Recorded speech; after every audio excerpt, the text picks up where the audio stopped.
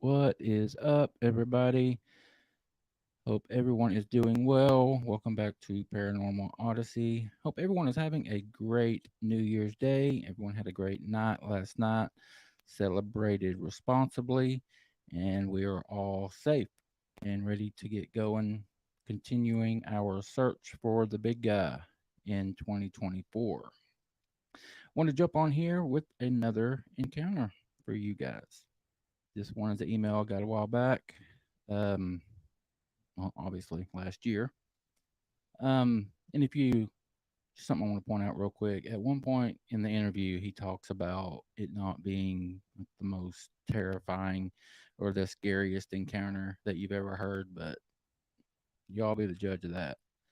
Put yourself in this dude's shoes and tell me how scared you would be, because I would be flipping the you know what out. All right, let's get started. This one is called Bigfoot is Real. I think we would all agree with that, most of us anyway. Bigfoot is real. Honestly, never thought those words would ever come from me, but there they are. I have always been a hardcore skeptic, to the point of uncontrollable eye rolls at the first mention of a giant ape like creature in North America. North America, come on now, right? As much land as we now occupy and continue to go further with the with the advent and abundance of camera technology that we as society now possess, we'd have undisputed photo or video evidence by now, right? These were all arguments I had made. They are all arguments I still can't dispute, really. There absolutely should be more. Why isn't there? Now that I'm no longer a skeptic, I went straight from a skeptic to a knower, skipped believer altogether. I want that answered even more.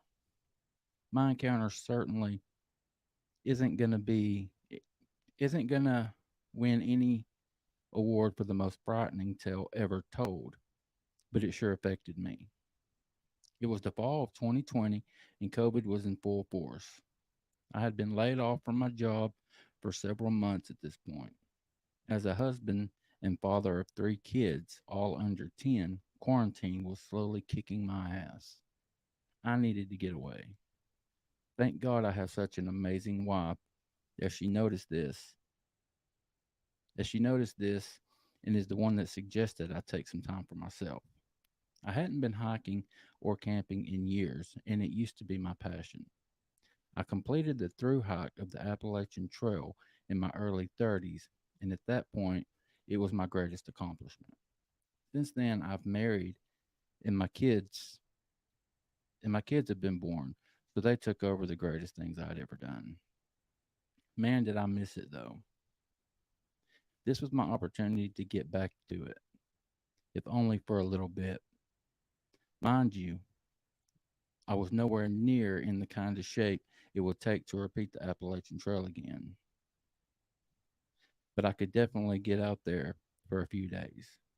I did some looking around on a hiking app that I downloaded and found a trail that seemed perfect. It was basically a huge circle. I'm not disclosing the area I was in because if I mention the state and the region, anyone could do what I did and figure out the trail I'm talking about. I just don't want a bunch of Bigfoot hunters to hear to hear this and go running around these woods with shotguns and rifles. Nobody needs that. That being said, to complete the full loop, it takes someone in reasonable shape about 2.5 days to complete. I got out my old gear, and as some of it was still in really good shape, some had to be replaced. So that was my next step. Finally, just over a week of planning and preparation, and I was ready to go. It would have been nice to have someone with me, but I wasn't able to find anyone.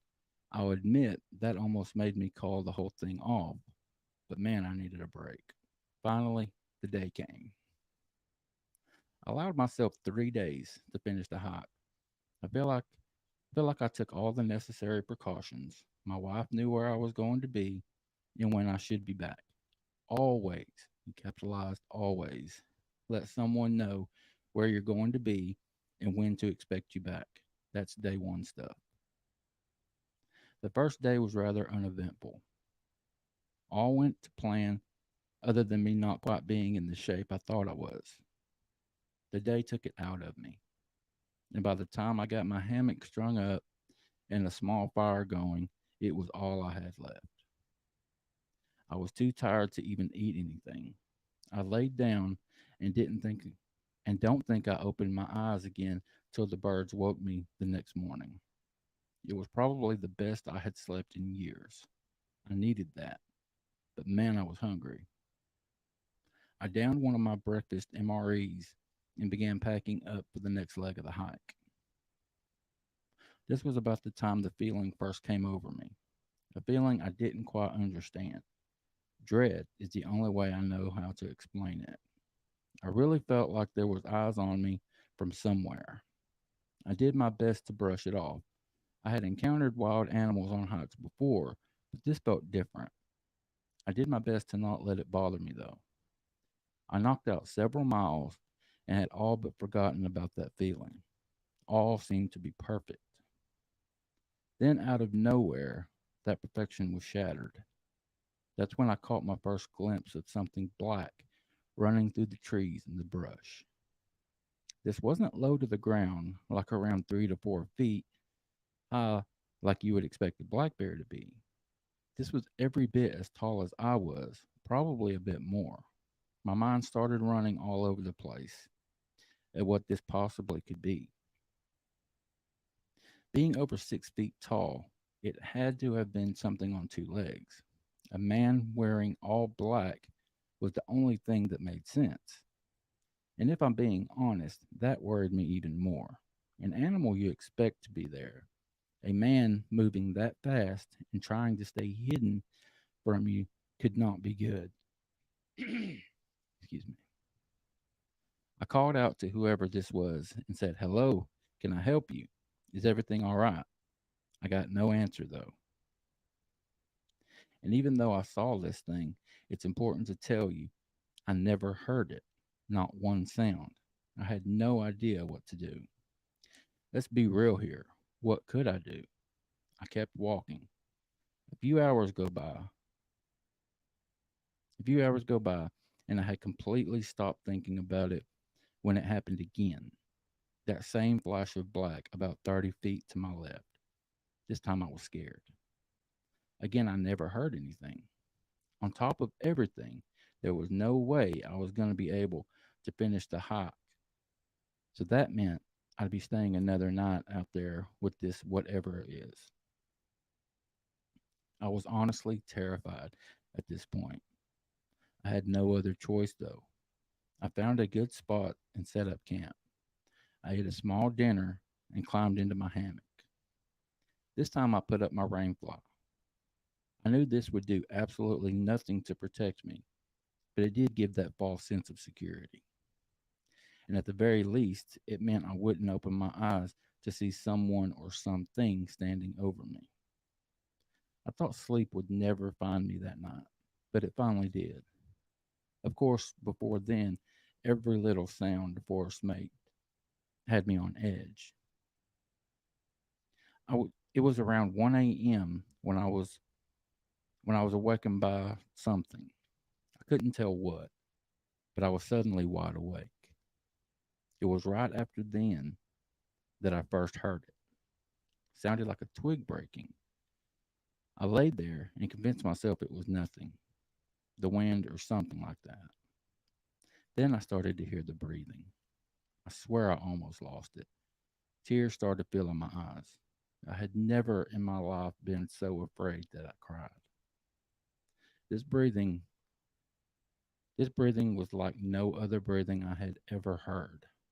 It was extremely raspy and labored, like it was taking everything this thing had just to breathe, like it was severely congested with the worst cold you've ever had. I honestly have no idea what I honestly have no idea what mindset this thing was in, but the way the breathing sounded made it sound pissed. I'm still thinking it's a bear. Like an idiot, I didn't have my bear spray in the hammock with me. I told myself to get it before laying down, but you know how that goes, and of course I forgot. I found out quickly this was no bear, though. Bears don't have human type feet. This thing made its way beside me and was standing right beside my hammock. From the bottom of the rainfly, I could see the two biggest, most disgusting looking feet I had ever seen. The whole time, this breathing is still rattling my chest. I'm not a particularly religious man, but I was begging God at that point to help me through this. It was probably about a minute, this thing standing there, when I first noticed the giant handprint coming through my rainfly. I could see the perfect outline of this massive hand. I honestly thought that was it for me, that my stuff would be found in the woods a week or so later, but I never would. I started thinking about my wife and my kids and how much I loved them. That's when this calm came over me. I felt so calm and relaxed, and I'll be damned if I didn't fall back asleep. I've heard people say that before during an encounter, and I always thought it was a load of crap.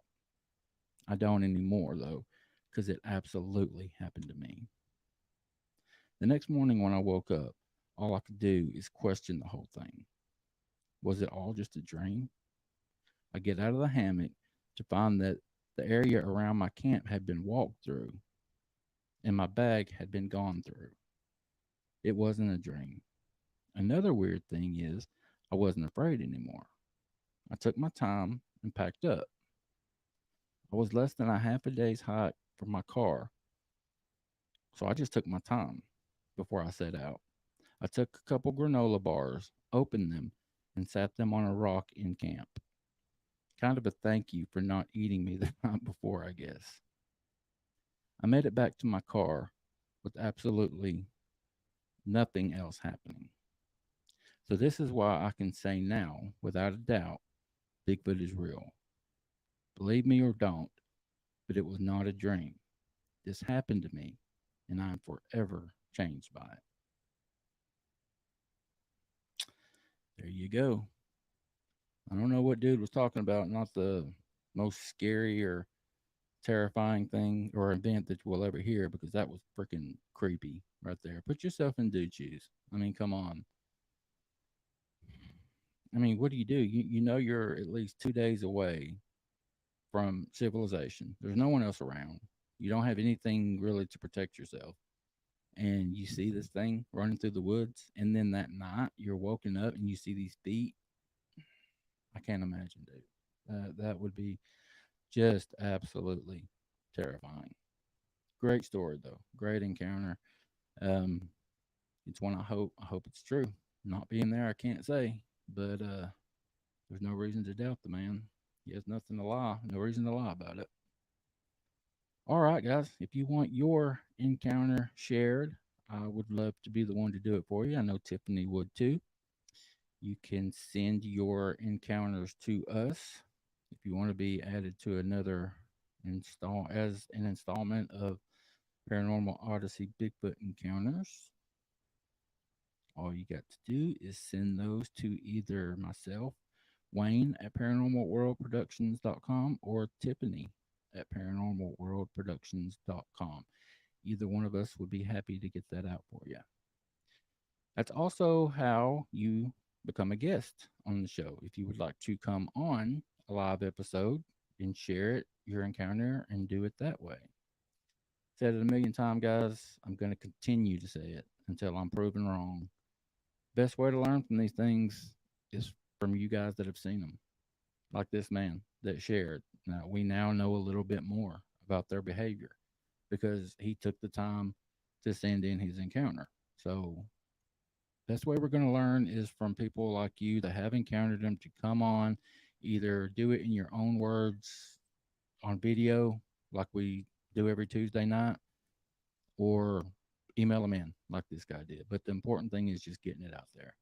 And I'm honored to be the avenue. I would be honored to be the avenue that you guys choose to do that. All right. Again, Happy New Year's, guys. Gonna go watch my Volunteers play some football here in about an hour or so. Yeah. And yeah, go balls. Happy New Year, guys. We'll see you later.